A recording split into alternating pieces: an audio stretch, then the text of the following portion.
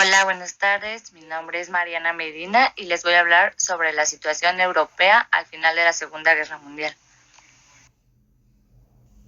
Bueno, en Europa los países perdieron gran parte de su capacidad industrial y de sus infraestructuras. La producción agraria se vio también afectada con descensos en casi todos los países y un gran número de viviendas habían sido destruidas, además de la falta de alimentos, materias primas y energía. Los europeos carecían de medios de pago con los que importar y los problemas monetarios y de endeudamiento por la guerra agravaban el problema. Existían una serie de factores que propiciaban una reconstrucción europea tras la guerra. No se destruyó todo el tejido productivo en la guerra, el interés de Estados Unidos en la reconstrucción de Europa se había afianzado, la idea de la necesaria cooperación entre los estados europeos para conseguir la recuperación y surgió un nuevo sentimiento de supranacionalidad. Durante los años 40 se fueron creando diferentes movimientos europeos que apostaban por una integración o una cooperación europea. Sin embargo, la firma de alianzas militares de defensa en Europa que llevaron a la creación de la OTAN pusieron en peligro los procesos de integración de Europa en Europa, al marginar a aquellos países que querían permanecer neutrales o no alineados.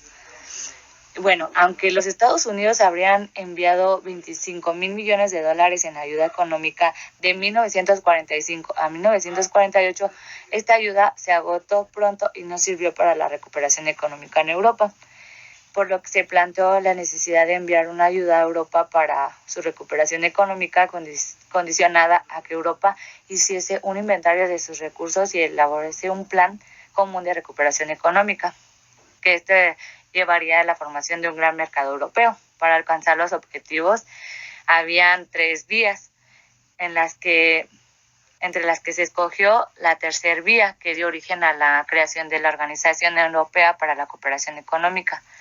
Esta organización consiguió un acuerdo respecto al reparto de los fondos aportados por Estados Unidos, pero no consiguió que se acordara un plan conjunto de desarrollo y se quedó en unos principios generales: estabilidad monetaria, estimular las exportaciones, reducción de las exportaciones, modernizar las infraestructuras y la producción y reducir los desequilibrios. Ahora voy a hablar sobre el Tratado CECA, que es el tratado constitutivo de la Comunidad Europea del Carbón y del Acero. Este fue una entidad supranacional del ámbito europeo que regulaba los sectores del carbón y del acero de los Estados miembros. Y esta fue promovida y alentada desde 1950.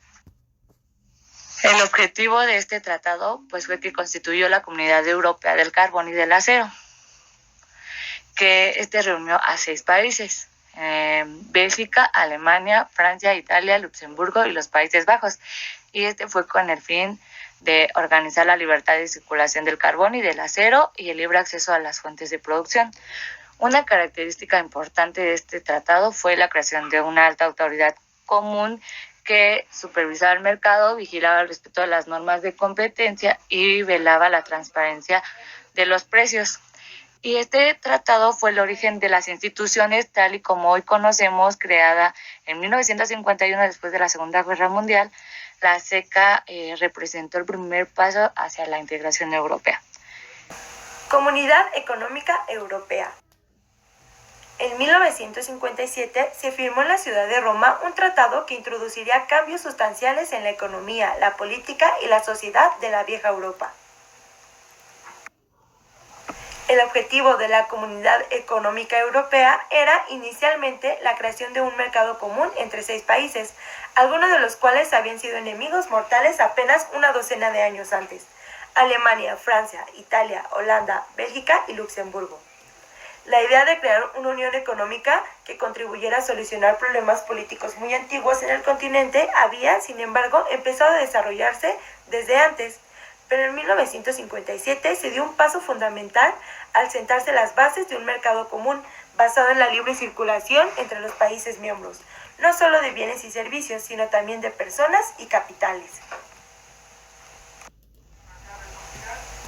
Otro objetivo de la Comunidad Económica Europea era promover la paz, sus valores y el bienestar de sus ciudadanos, ofrecer libertad, seguridad y justicia sin fronteras interiores, favorecer un desarrollo sostenible basado en un crecimiento económico equilibrado y en la estabilidad de los precios, una economía de mercado altamente competitiva con pleno empleo y progreso social y la protección del medio ambiente, combatir la exclusión social y la discriminación, promover el progreso científico y tecnológico, respetar la riqueza de su diversidad cultural y lingüística y establecer una unión económica y monetaria con el euro como moneda. La Unión Europea no siempre fue tan grande como hoy en día. Cuando se inició la cooperación económica europea en 1951, los únicos países participantes eran Alemania, Bélgica, Francia, Italia, Luxemburgo y los Países Bajos. Con el tiempo se fueron sumando muchos más países. La Unión cuenta actualmente con 27 países miembros. El Reino Unido salió de la Unión Europea el 31 de enero del 2020. De la CE a la Unión Europea.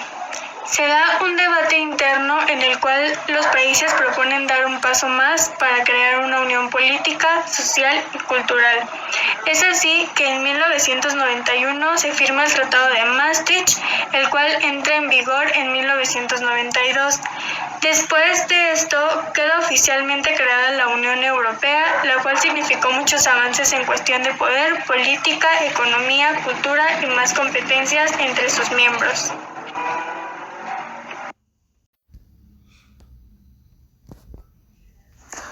Ahora yo les voy a hablar acerca de la cultura europea, allí donde reside la diversidad. Los puntos clave son los siguientes. Cuna de la cultura occidental. La historia de Europa se remonta a la Edad Media en el año 476 después de Cristo, con la caída del Imperio Romano, puesto que a partir de allí existieron diferentes formas de alianzas para que cada región o país uniera sus poderes con otros.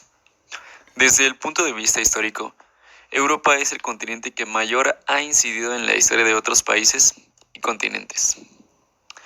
Por su gastronomía.